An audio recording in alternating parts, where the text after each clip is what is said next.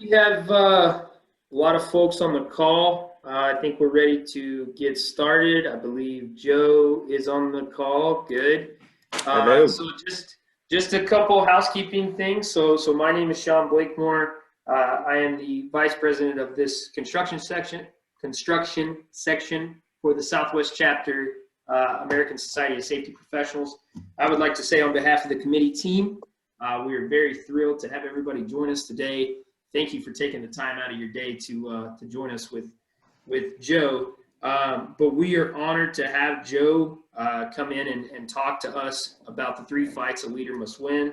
So, few housekeeping things. One thing, please mute your mic upon entry, just in case we get any background noise or things like that.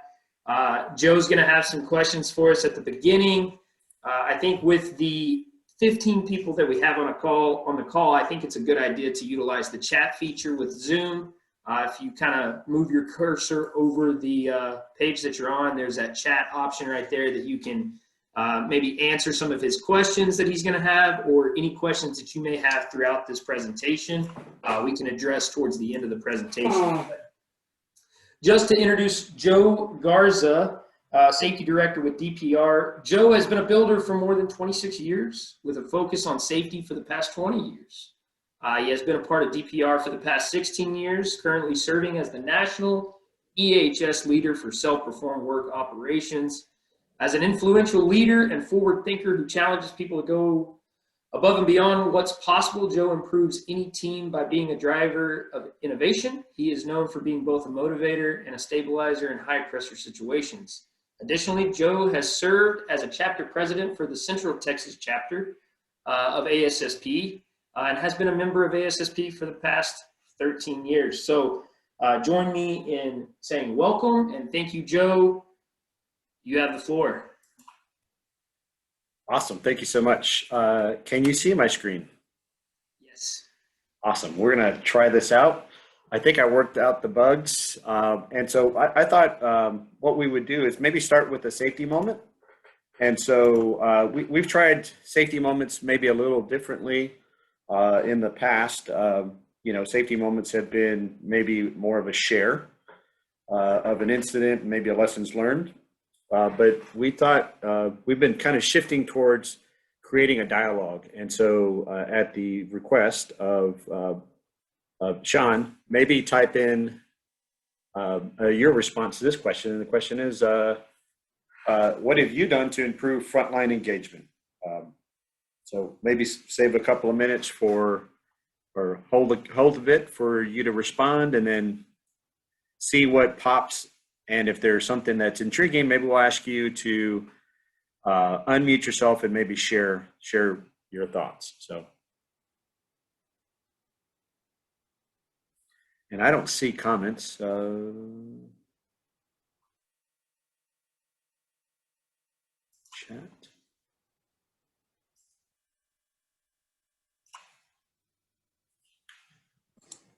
Joe, did you say to do it through the chat thing? Yes, I believe that was the request. Let's see.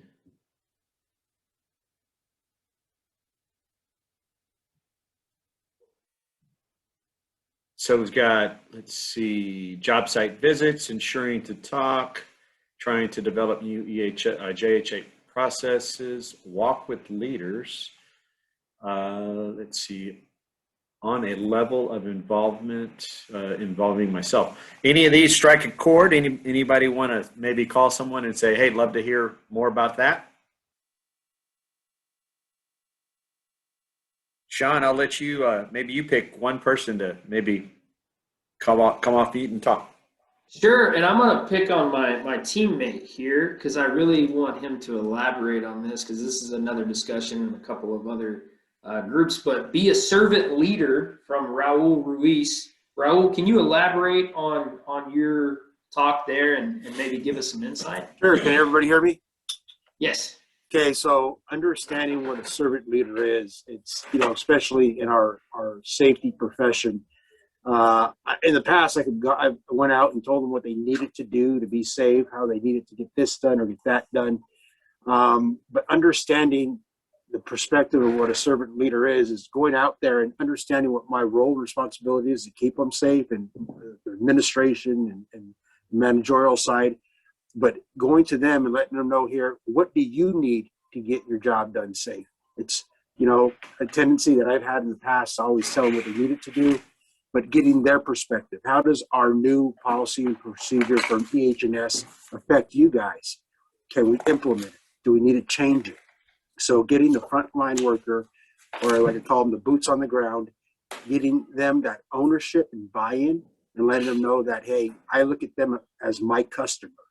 And if I can meet their needs and implementing all the different aspects of safety, what we're doing, rather than just going and telling them what they need to do, right? And being able to do that, coach, teach, and mentor them. And you see that once they have that buy-in or that ownership in there, it truly is to be able to serve them. Even though you have to be a leader, it's serving them in the sense that there's no ego, there's no sense of, hey, I got a title and this is what I'm going to tell you to do. It's, hey, we're all in this together, and how do I serve you better, that at the end of the day, we all go home safe, we all go home healthy to our families, and we're not doing anything that's going to jeopardize that. So getting their buy-in, being able to serve them as much as coaching or teaching, mentoring them also. That's pretty awesome. Thanks for that share. And of course, if you were looking at the chat room, there's probably some other things. And here's my challenge to everyone: if there's something that stood out, reach out to your teammate and say, "Hey, love to hear more about that over a coffee or maybe a breakfast or lunch." So with that, we are going to kind of move on. And so I thought I'd start with a story, if that's okay. And so, if you can imagine maybe a neighborhood job site that you're walking through, and there's a gentleman that comes up to a job site and he sees a group of masons working, and the job site is in a little disarray, disorganized. There's trash. There's a scaffold that's partially set up, not great on access, not really the best position to be used fully. And the gentleman walks and asks the mason, "Hey, what are you doing?" And the guy goes, "Well, can't you see? I'm laying brick." And so he has a short conversation, and he walks away a little uncertain of what to take of the conversation. Very brief, very very abrupt.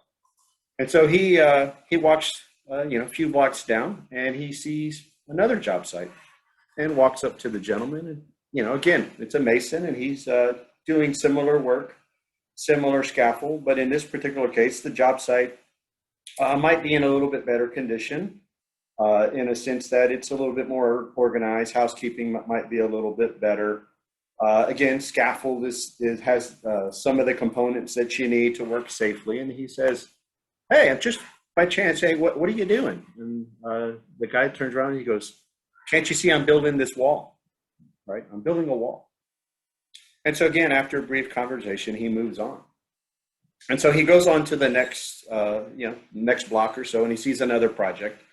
And he, again, very similar form and fashion, he goes up to the gentleman and says, "Hey, I've walking onto this job site, and very clean, very organized, very intentional in the way you performing your work." And he says, what are you doing? And he goes, "Oh man, can't you see? I'm building a church.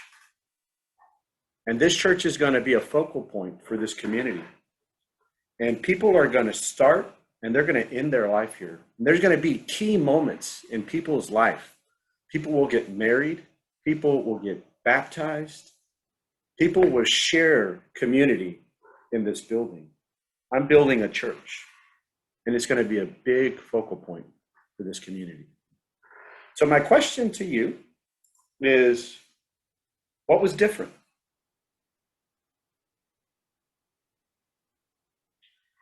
And so if you want to jump in the chat, we can certainly love to hear your perspective. But for the sake of time, I'll at least give you my perspective. Oh, sorry, that wasn't supposed to happen that way.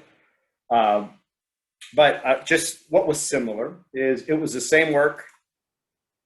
It was geographically the same area, and really the same components, the same people, the same opportunity. The difference was the leader's vision. And so it's been said that without a vision, the people will perish. And so over the next, I'm going to say 20, 25 minutes, I'd like to talk about the 3 fights the leader must win. And so they go as so. The first is the fight for self, the fight for your team, and the fight for the mission. And so we're going to kind of unpack that a little bit. And we're going to start with the fight for self. And so I'm going to say you've probably heard this before. Leaders set the pace. Leaders absolutely create the culture of the organization. And oftentimes you see selflessness in the fact that I'm going the extra mile. If I'm not killing myself, if I'm not showing the grind of work and the busyness of work, then I'm not really setting the example. And I'm going to challenge that a little bit in the sense that I'm going to say a leader must take care of themselves in order to serve others. They must build and keep healthy boundaries. And then they also know themselves. They know their strengths, they know their weaknesses. And so for me, here are some things that we do at DPR that really kind of helps us know ourselves as leaders. We at the risk of saying that thou shalt have this personality. I know there are plenty of organizations that say do some sort of a personality assessment and trying to put a square peg in a square peg, making sure that they don't end up in a round hole. We don't do that, but a leader knows thyself. And so I would say I've been privileged and blessed to work for a company that really has helped me grow and learn who I am. And so this is who I am. There's lots of different assessment tools. There's the Enneagram, there's the Myers-Briggs Strength Indicator, Strength Finders, DISC, and then Style of Influence. And so these are some of my traits. I am on the Enneagram scale. That's what this may be. I'm a 2. I'm an ENTJ. And we played around. I was going to get with Star Wars characters, and according to Star Wars, I'm Princess Leia. And so again, some of the other things that you might see. So again, the intent here is not to find where you fit, but it's how you fit within the group, within your team. And so I would say in this sense, knowing who you are is really important. And so I do want to kind of take a step back and talk about the leader. So the leader with regards to taking care of themselves and ensuring that you are ready to serve. There's a few things that you can do to make sure that you are taking care of yourself. And so, especially in this time, we're meeting via virtual, we're not in person. So it's really hard for us to really see the intention of each other, see body language, see how we're doing. And because we're in some cases working from home, it's really easy to allow the day to drag further and further into our day and then night. And so here are some things that you can do to ensure that you are taking care of yourself and that you are prepared to serve. And so this first one is laugh. Find opportunities to really laugh. Laugh is actually is really great free medicine. It's one of those things that, again, it releases the chemical juices in the brain, and it helps really reduce stress. The other two is, one, get out. Find and be very deliberate about times between your meetings to get out, walk around, do some sort of activity that gets the blood flowing, gets you out of the rhyme. I told my wife yesterday that yesterday was a fairly odd day. I got 1,000 steps in a day yesterday. And so I wasn't very intentional yesterday in taking care of myself. The other thing that you can do is create a boundary for yourself, meaning have a start and have an end to your day, and be very intentional that what happens after that day ends is really only for those must-dos, right? So I think I'm talking to a group of safety professionals. So there are people that you might get a phone call from that you know they don't call. So those phone calls you have to answer. All the other ones, can they wait for tomorrow? Can that email wait for tomorrow? Can the text that you want to send to your team, can that wait for tomorrow during business hours? Or is it something that has to come out now? So those are the things that I would challenge this group, and how do I take care of myself? And so one of my favorite, I'm going to say exercises or activities that we can do, and I'd like us to try this together, and how we can take care of ourselves. And this is what's called the box breathing method.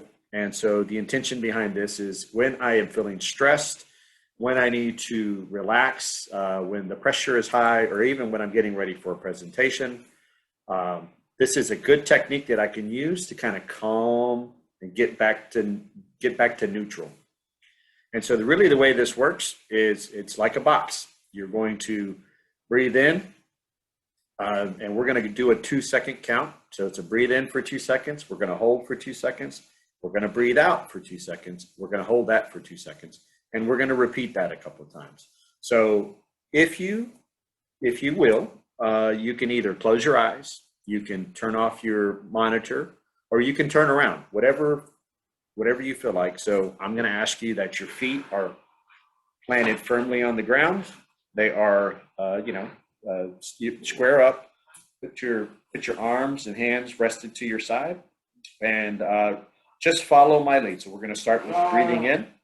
Again, we're going to do a 2 count. So breathing in, 1, 2, hold, 1, 2, breathe out, 1, 2, hold, 1, 2, breathe in, 1, 2, hold, 1, 2, breathe out, hold, 1, 2, breathe in, 1, 2, hold, 1, 2, breathe out, 1, 2, hold, 1, 2. Now, as you come back, you can bring on your cameras if you'd like, bring it back up. Ideally, you can build up to a 4-second hold. And so this is actually a technique that special forces and snipers actually use when they have to do, whether it's that critical shot or that critical task. This is a common practice that they use to help settle their mind and their thinking. So again, something that you can do to use with your teams. And so the next fight is what we would call the fight for the team. And so my question is, how are you building your team? And so what we've chosen as a company is we like the Enneagram. We've played around with the DISC, we've played around with other things, and certainly there's some attributes to each profile indicator, but we really care for the Enneagram. And so we've asked all of our leaders to take this profile assessment, and it really does 2 things. One, it lets you know about who you are, but it also lets you understand what kind of a influence or style of communication your team prefers. And again, the idea is not necessarily intended to fill every box. It's just really to intend to know who you have on your team, how they indicate, how do they take feedback, where do they go when when they're in a stressful situation, and where do they feel like when they feel like they're king of the world. So this is again some different the different styles in an Enneagram. It tells you an example or a descriptor of what those are. And again, we put our team where they fit, so that if I wanted to have a conversation with Neil, I could say, well, he's a number 1, he's a perfectionist. So going into the conversation, I am ready, I'm prepared to know how he's going to receive information, maybe the position or the stance he's going to be in. And really, I can use this. How do I settle them in to ensure that the conversation goes well and there's no apprehension or attempt where there's a feeling of being attacked? And then we've started this right here, which I think is a pretty cool visual. This starts to become part of the project charter, where we identify who's who, where they're at in the spectrum, and again, get some commitments or take away from the workshop. So this is another really easy tool that you can use to check in on your team. And so part of your, is really understanding how are they doing psychologically, physically, spiritually, all this. Whether we chose to or not, we actually hired the whole individual. And so the sense where we can say, hey, keep work at work and home, that happens for robots. That does not happen for humans. So when Joe Garza walks into the room, what just happened on the freeway, what just happened in the kitchen on my way out, that all kind of comes with me. And I'm going to do my best not to let that influence what happens throughout my day, but there's going to be some things there. And so as leaders, it's really effective way to find out and check in what's going on with our team. And so this is, again, just an exercise to say, hey, I want to check in on everybody. Why don't we go energy level from a scale of 1 to 10? Why doesn't everybody go around the room and check in where you're at? So Mr. Sears, energy level, I'd like to use a descriptor on where you're at with your energy level. Joe, I'm probably at an 8 today. So an 8 is awesome. How would you describe that in an adjective? At first, I'd say what's an adjective, but that'd just buy me a little bit of time. Well, just in a word, instead of not so good and 1 being not so good and 10 being amazing, what would an 8 be? I think it's really good. Yeah. Okay. That's perfect. That's perfect. So again, this is just a good way for me to say, hey, that's awesome. Now I can get in and say, hey, what's the good news? What's going on here, right? If I know that Scott is typically operating in a 5 or below, if he's filling an 8, I mean, there's something great going on. There's some momentum. There's some cool things going on in his life. I want to know what's going on. So I can say, that's awesome, cheer him on. On the other side, right, if you have somebody who typically comes high energy and they're like, I'm at a 2, I'm just not feeling it today. That might be an opportunity for you to lean in and say, hey, what can I do to help take some things off your plate? So I do want to turn real quick around conversations, right? So what is a leader's job when it comes to conversations? And so when you're talking to your team, there's 3 different parts of the conversation. There's the conversation for relationships, there's the conversation for possibility, and then the conversation for action. And so the conversation for relationship is really just checking in. How are you doing? What's going on? How's the family? You did really good at the tournament last week. Whatever it is, right? The relational stuff that happens that you gotta have to kind of get people understanding that I care, to show that I care and truly care, right? So those things are really simple. The next one is for conversation for possibility, right? So now that you've kind of started with the conversation to check in, you're ready to say, hey, what are your thoughts about this issue in plant 5 or, this particular foreman or work crew? Now you're really trying to kind of pull out, hey, what have you been thinking? We had this meeting, brainstorming, what's going on? What are your thoughts? And again, getting them to kind of think about what's possible, where they need to focus their time, or maybe again, around a specific initiative. This is having this conversation in this framework really kind of helps you decide or determine where in the conversation you're at.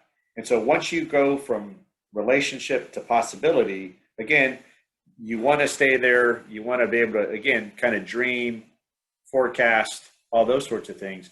But at some point, you need to go from this conversation around possibilities to conversation around action, right? So what do you need from that individual?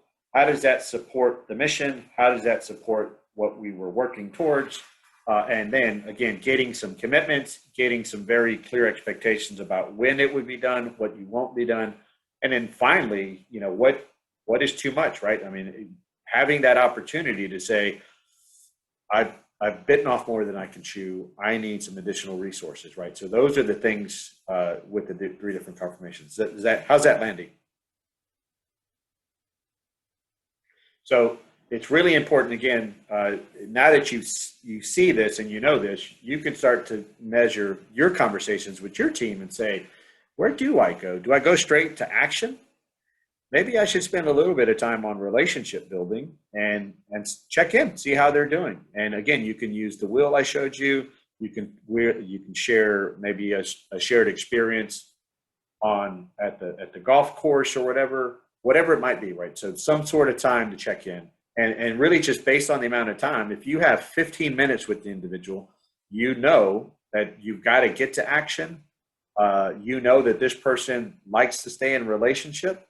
So you maybe be intentional and say, hey, got 15 minutes, want to check in real quick, see how you're going, and be very intentional that, hey, that doesn't last more than 90 seconds or 2 minutes. Move through possibility very quickly, and then get into action. So those are some things that you can be thinking about with your team. So moving on to the last fight. The last fight is what I would call the fight for the mission. And so the mission has to be extremely clear. It usually begins with some sort of a vision statement. There's usually some supporting pillars or core values that say, hey, if we are this, these are some characteristics. And then those core values really kind of help frame and pin a strategic plan. And at that point, nothing else matters, right? Nothing else matters but that vision, the strategic plan that support those core values. And then I put these 2 things that kind of are subsets is what gets measured, what gets done. And then Richard Hartsuck will tell you that I've tattooed under my eyes, what gets recognized gets repeated. And so those 2 things start to drive this culture. And so culture truly is king. We could have the right people, we could have the right strategy, but if we don't have the right culture, it really drives and indicates what we do or how we show up, how we roll with regards to a project, a business unit, or a region. So I thought I'd share some bold statements that other companies have. And so I think some of these are pretty freaking bold, right? I mean, you hear "just do it" from Nike. I like Adidas's. They had an internal vision statement. We want to destroy Nike. That's pretty clear. But that's what we're going to do. We're going to dominate the market and destroy Nike. And so I thought Steve Jobs, when he said, "I want people to be able to walk around with 1,000 songs in their pocket." Imagine that.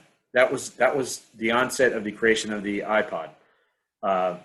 Nobody in their life would have thought, do we even have the technology for that? How many CDs can I fit in my pocket? What if I have an 8-track player, right? So that was pretty cool and a pretty bold statement. And so again, I wanted to share a few more. Some of these might be a little bit more common. And then I'm going to move into a quick video.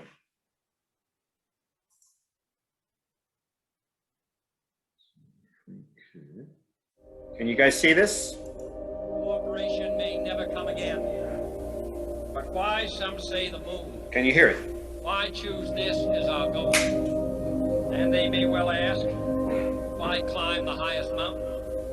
Why, 35 years ago, fly the Atlantic? Why does Rice play Texas? We choose to go to the moon. We choose to go to the moon.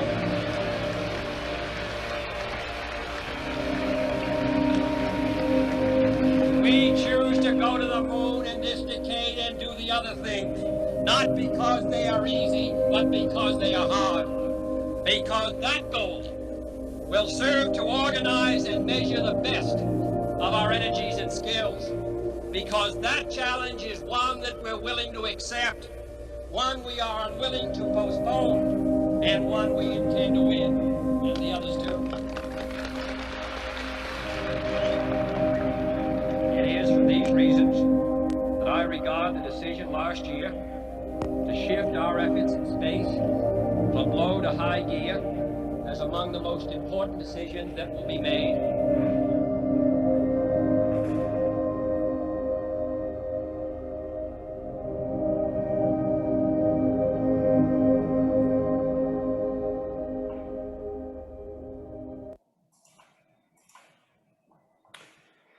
So, if you've never heard that speech, it's quite compelling speech. And there were some pretty bold statements that were declared in that speech. And actually, Kennedy's advisors had actually told him, do not say that. Do not say we're going to the moon. Do not make that statement. There's just no way we're going to do it. We don't have the engineers. We don't have the right technology. The full length speech is about 18 minutes. And he admits we don't even have the metal created yet that's going to shroud the shuttle to get us back into Earth. But we're going to do it. And I think it's just powerful when he says we choose to do this not because it's easy, but because it is hard. And it's going to measure our best. And so that's what a mission statement does. It really kind of declares a future that is so big, so bold, that people think, wow, you're crazy enough that I'm going to follow you. And it actually gets us to think outside, maybe challenge some of the paradigms that we've had, that we live in. And again, gets us feeling very uncomfortable until it's comfortable. So with that being said, here's a few tools that we've used to help create clarity around a mission statement, going from a mission statement to a strategy, and then strategy to really strategic action, to what I should be doing day to day, down to the tactics, right? So you've heard of the broken windows theory. Well, the thought is, if there's every day you walk around your office, your project, your region, and you see things that are broken. What are they? What's the obvious things that are broken? Go fix them. And so the other one would be, based on this clutter, is addition through subtraction, right? So the question might be asked, if you had an extra hour a day, what would you do? Well, the reality is you don't have an extra hour a day, but it could be, how can you gain an hour? And so it really is focus on what matters. When you focus on what matters, nothing else matters. And so this thought about addition through subtraction is, if I do less, if I take some of these things that really aren't moving the needle with regards to the strategy, the overall mission, then I have more time to really focus on the things that are really going to propel us forward. And really the thought is, how do I get 1,000 people to take one step versus how do I, instead of one person to take 1,000 steps, and then turning around and say, hey, where are y'all at? And so this last tool, and again, I know not necessarily spending a lot of time on them, and love, if you wanted more time, we could certainly spend more time with you all individually, but there's what's called a pre-mortem, which is very similar to a post-mortem, but it's what is our declared future? What is our declared objective or goal? And if we were to get there, if that was the headline of a newspaper, what would have to be true for that to happen? And that's where we would put here, right? What would some of those subsets, those statements, and so then you would declare, what has to be true, and then what would be the threats, right? What would keep us from that objective? And again, that helps us create a strategic plan to help clearly define what our mission and our mission statement is. How does everything else support it? So I am pretty good on time. So this is our mission, creating and maintaining an injury-free environment. And so We've worked very hard over the past couple of years to create clarity about what that means. What does that look like? What does that feel like? What does that smell like? And really demanding that this culture really shows up what we actually do, not just what we say, but it really bolsters up that culture. So we are very smart about our data and the decisions that we make. It really is intended to help us look at what's around the corner. And again, we measure what matters and everything else just falls by the wayside. And in the end, from our people, right, zero harm, no one gets injured, injury-free environment, zero accident performance, whatever our tagline might be, it really is to get our most critical people home to their most critical people who care about them. So with that being said, I'll go back to where I started. You have to take care of yourself in order to be able to serve your team, to be able to meet the mission. So don't forget to breathe. Really, really important to breathe. Take the time to be very deliberate about where you're spending your time. Save opportunities and space to dream and to vision cast about where you need to go and maybe where are some opportunities and of course the threats to keep you from gaining or getting to your overall mission. And with that being said, I'm going to share one more thing. Showing gratitude and saying thank you is another way you take care of yourself. So thank you. Joe, thanks. Thank you for sharing that. Questions. What I want to do is we have one question for sure in the chat. I also not really have a question, but maybe kind of a recommendation for the group. But Scott had asked, do you see these as needing to be mastered in the order presented, self, mission? They are certainly building blocks that starts with taking care of yourself first and then taking care of your team and then defining the mission, right? So in most cases, we go into a company that mission is already defined. What we need to do is we need to get our teams bought into, yes, that's the mission. That's what, this is what the mission statement is. So for example, DPR, our mission is to be most admired by 2030. What does that look like in the space of EH&S, right? Safest contractor all the time, right? So that's what it looks like for us. So you have to redefine maybe that mission to align with where we're headed. But absolutely, and the reality is that in a perfect world, it's self, it's team, it's mission. That kind of goes to the Jim Collins, start with who, right? Then the what. But some, if other people go about it a different way, and if you're going about it in these three different battles, these three different fights, you're already winning.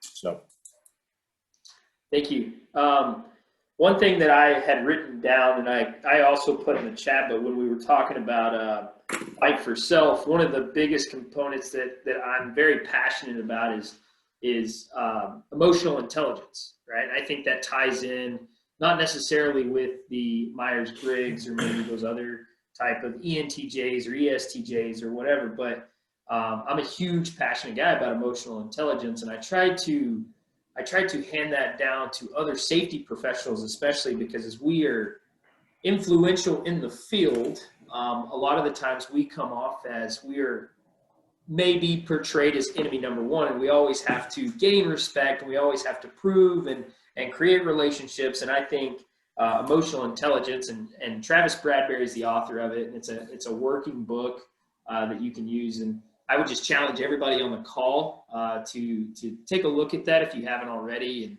and use it as what it's intended for. What else? Questions, comments? At this time, if you want to, you can unmute yourself. You can ask Joe a question. We can go with it like that. Hey, Joe, first of all, great presentation. Thank you. I wrote a lot of things down to build off of, but one of the things I wanted to ask you about was one of the things you had in there was addition by subtraction. And I think that, I mean, everybody on this call is pretty technical in nature, and we've built a world around regulations and things like that. And what you're talking about, the things that make a difference, are extremely difficult to manage.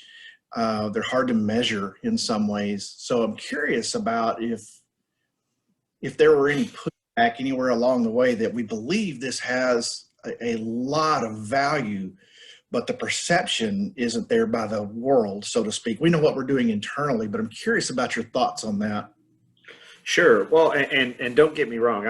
I am not saying there are certainly some regulatory obligations we have to meet. So we have to meet those. But I would say, strategically thinking, if you had the president of your company support EH&S, would you have them go inspect an extinguisher, or would you make sure that there's a process that people are doing that and they're managing it? And so that's where maybe it's, hey, we're going to focus on hand injuries. We're going to put a campaign around it and say, hey, that's where I want my president of the company to lean on. And when they're having conversations with the project executives, with regional leaders, it's supporting this movement that we're all moving in this direction together. And those are some opportunities where, again, less is more, and you have very quick, deliberate conversations and touch points around, again, the big rocks that move culture and change versus as much as I would love to admit that I didn't fall into this. I've asked Matt Hoagland, who is part of our management committee, hey, let's go walk a job site together. And I was hoping that he was going to find that guardrail and see that it was damaged. And it's like, that's not what I need him doing. We're out there to go look at pulse and check culture and make sure that the things that we say are true. But at the end of it, I'm going to feed him some of this information and say, hey, if you were going to move the ball on this project, here's the 3 things I'd like you to lean in on, right? And pay out that line, let him win, let him, give him some of your insight for where the ball needs to be moved. Does that make sense?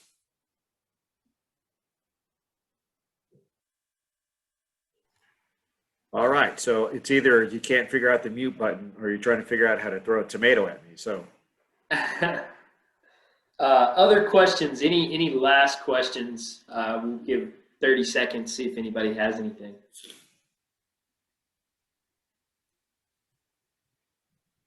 1, 2, 5, 10, 30. Okay. What I would like to close with, and I'll give Raul or Scott to also, if they have some closing thoughts. But I would like to say, on behalf of this group, I appreciate everybody being on here. Appreciate everybody participating. I was going to say, we were kind of shooting a text, Raul and I was back and forth, and I was very happy with the platform. Feel very honored. This is the first technical meeting that the construction section has gotten to have since the COVID-19 pandemic with our platform. And so we're honored to have every single one of you. We're honored to have Joe.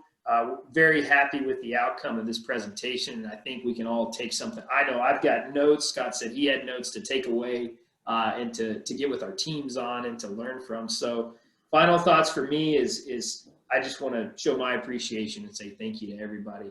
Raul, Scott, anything from you guys?